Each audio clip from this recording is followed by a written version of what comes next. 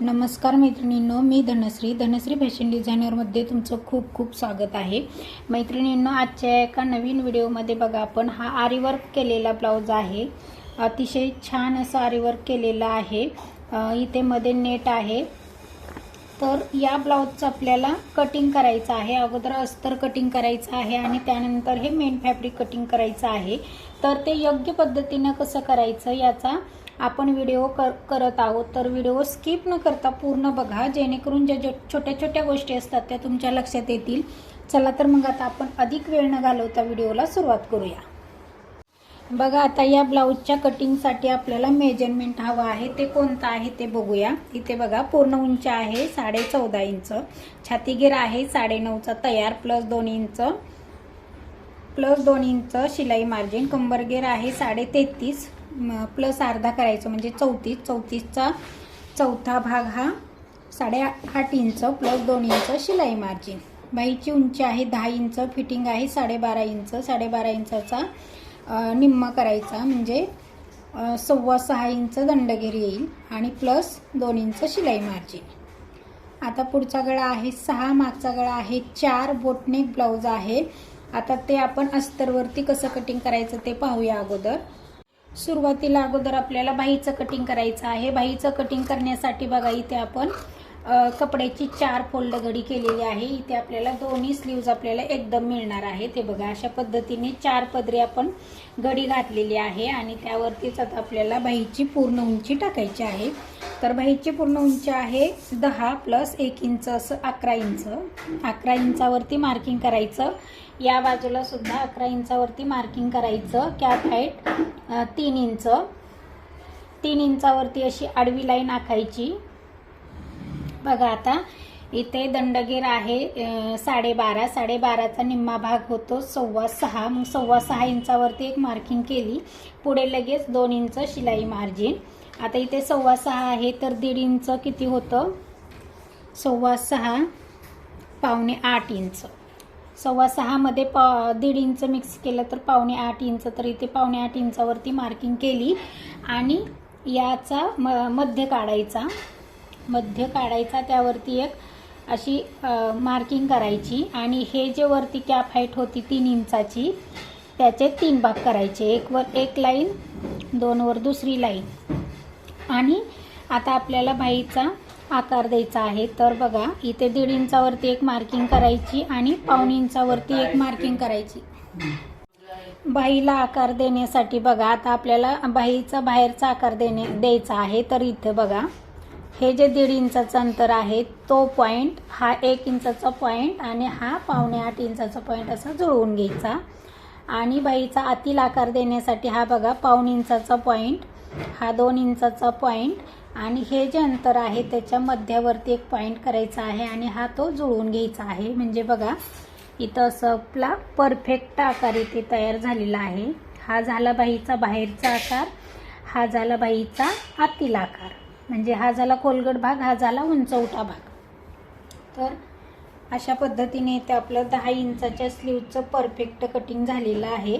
आणि इथे बघा, इथे आपल्याला 2 इंच शिलाई मार्जिन सोडायचं आहे। तर आपल्याला इथे फक्त थोडंसं असं क्रॉसमध्ये थोडंसं आपल्याला जॉईंट द्यायचे आहे, ते आपण शिलाई करताना देणार आहोत। आता आपण जसं आखलं आहे तसं कटिंग करायचं आहे। आता कटिंग करताना बघा, अगोदर बाहेरचा आकार कट करायचा, 4 भाग कट करायचे। त्यानंतर मध्यावरती नॉचेस द्यायचा। नॉचेस दिल्यानंतर बाही ओपन करायची। बाही ओपन केल्यानंतर हा आतील आकार कट करायचा। बघा, अशा पद्धतीने 10 इंचाच्या बाहीचं परफेक्ट कटिंग झालेलं आहे।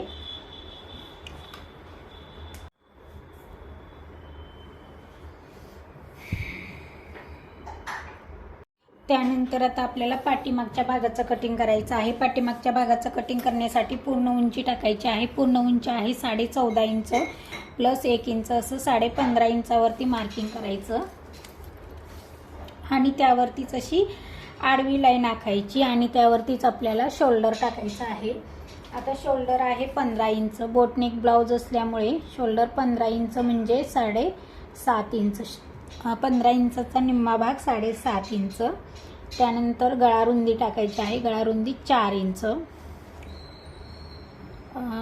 मागचा गळा आहे 4 इंच आणि असा बोटनेकचा आकार द्यायचा आहे.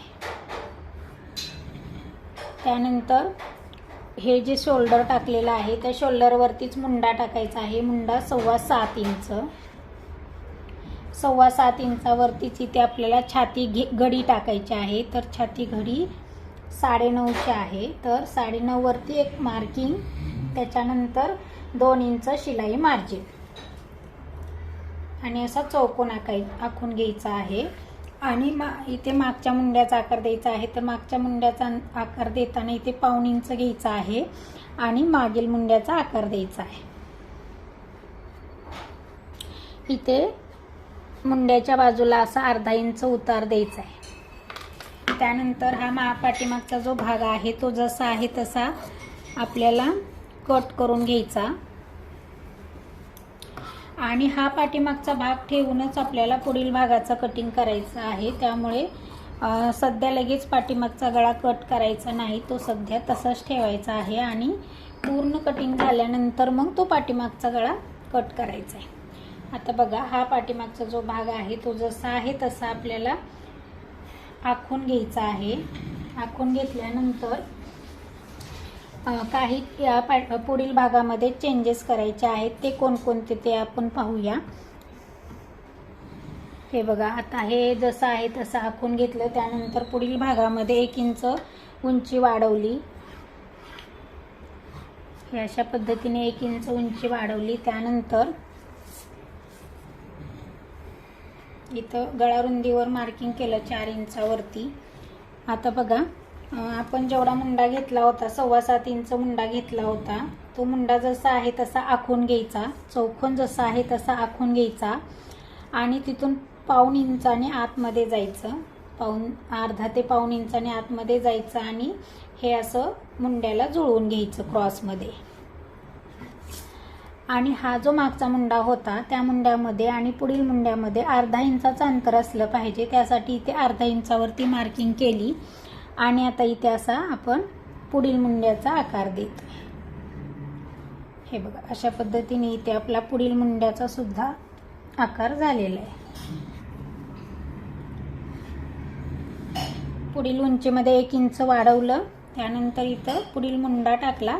आता बघा, मुंड्याच्या बाजूला इथे वरच्या बाजूला 1/2 इंच आणि खालच्या बाजूला 1.5 इंच वाढवून घ्यायचंय. 1.5 इंच वाढवून घ्यायचं आणि असं क्रॉसमध्ये जोडून घ्यायचं. आता पुढील गळा आहे 6 इंच. पुढील गळा 6 इंच. 6 इंचाचा चौकोन आखायचा. गळा रुंदी जेवढी आहे तेवढी गळा रुंदी टाकायची 4 इंचाची. हा चौकोन आखून घ्यायचा आणि गळ्याला गोल आकार द्यायचा. आता त्यानंतर आपल्याला प्रिन्सेस कटचा आकार टाकायचा आहे. तर प्रिन्सेस कटचा आकार टाकण्यासाठी बघा, इथे आडवा टक्स 4 वरती आणि उभा टक्स खालून 5.5 इंचावरती अशी मार्किंग केली आणि त्यानंतर तो टक्स आपण इथे मुंड्यामध्ये न्यायचा. म्हणजे जसं असं योग्य आकार वाटेल तसं, असं खूप खालीही जायचं नाही आणि खूप वरतीही जायचं नाही. असा राऊंड शेपमध्ये जिथे आकार जाईल तिथे जोडून टाकायचा. आणि बघा, इकडे बटन पट्टीकडे थोडंसं हलकंसं असं 1/2 इंच असा आकार द्यायचा आहे आणि इकडे 1.5 इंच, 1.5 ते 2 इंच, त्यानंतर वरती पण 2 इंच आणि असा व्यवस्थित असा प्रिन्सेस कटचा आकार द्यायचा आहे. आणि इथे बघा, या बाजूला थोडंसं असं किंचितसं असं खालच्या बाजूला थोडंसं इथे वाढवून घ्यायचं आहे या बाजूला. आणि फिटिंग करताना आता याला क्रॉस पट्टी नाही आहे, त्यामुळे इथे असं म्हणजे शिलाईमध्ये वगैरे अंतर, म्हणजे शिलाईमध्ये कपडा जाणार नाही आहे, त्यामुळे आपल्याला इथे असं क्रॉसमध्ये जोडून घेणं खूप गरजेचं आहे. ही जर तुम्ही टीप वापरली नाही आणि पुढे 1 इंच घेतलं जास्त तर तुम्हाला फिटिंग करताना प्रॉब्लेम येणार आहे. त्यामुळे हे असं क्रॉसमध्ये जोडून घ्यायचं. बघा, आता जसं आखलेलं आहे तसं आपल्याला कट करायचं आहे. मैत्रिणींनो, तुम्ही जर आपल्या चॅनलवरती नवीन असाल तर चॅनलला सबस्क्राईब करा. सबस्क्राईब केल्यानंतर पुढील बेल आयकॉन ऑलवर क्लिक करा, जेणेकरून आपले नवनवीन व्हिडिओ आले की तुमच्यापर्यंत ते लवकरात लवकर मिळतील. बघा अशा पद्धतीने जसं आखलेलं आहे तसं आपण कट केलेलं आहे.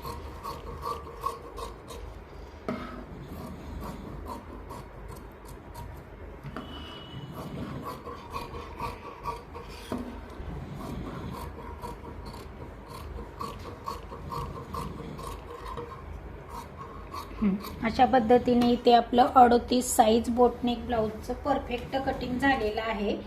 आता बघा हा पाठीमागचा भाग आहे, परंतु हा पाठीमागचा गळा आपण आत्ता लगेच कटिंग करणार नाही, कारण आपण इथे आरीवर्क केलेला आहे. हे बघा अशा पद्धतीचा आरीवर्क केलेला आहे. तर आपण अस्तरचा गळा कट करायचा नाही आणि या मेन कपड्याचा सुद्धा गळा कट करायचा नाही, त्याचाही मी शॉर्ट व्हिडिओ बनवणार आहे.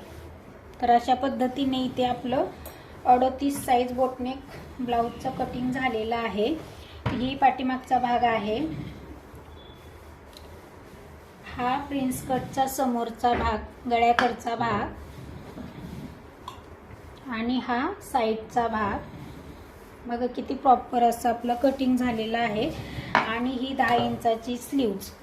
आता यावरूनच आपल्याला मेन कपड्याचं कटिंग करायचं आहे. जिथं पाठीचा भाग आपण आरीवर्क केलेला आहे तिथं पाठीभागचा भाग सेट करायचा आहे. जिथं बाहीचा आरीवर्क केलेला आहे तिथं बाहीचा भाग सेट करायचा आहे. आणि अशा पद्धतीने आपल्याला इथे व्यवस्थित कटिंग करून घ्यायचं आहे. यानंतर आता मी इथे ब्लाऊज तयार झालेला दाखवत आहे. आणि या ब्लाऊजची स्टिचिंगसुद्धा आपण पुढील व्हिडिओमध्ये दाखवणार आहोत. तर पुढचा व्हिडिओ पाहायलासुद्धा विसरू नका. आणि इथे तुम्ही पाहू शकता अतिशय सुंदर असं फिनिशिंग आलेलं आहे. पूर्ण व्हिडिओ पाहिल्याबद्दल धन्यवाद.